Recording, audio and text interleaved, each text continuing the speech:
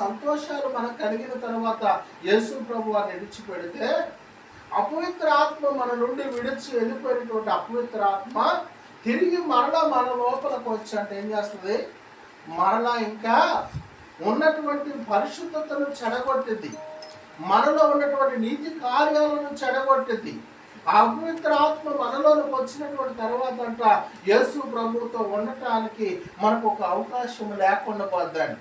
ఎందుకో తెలుసా, మొట్టమొదటి స్థితి కంటే కడపటి స్థితి ఘోరమైనది. అందుచేత ఆ మనుషుని కడపటి స్థితి మొదటి స్థితి కంటే చెడ్డదగునని చెప్పాను.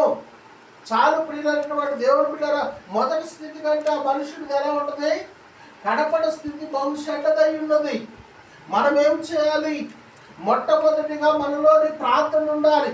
అందుకని ప్రియ దేవుని బిడ్డల అపోస్తల కార్యములలో క్షమించాలి. ప్రకటన గ్రంథం 2వ అధ్యాయంలో ప్రియులైనటువంటి దేవుని బిడ్డలారా 4వ వచనంలో ఒక మాటను మాట్లాడుతూ ఉంటారు.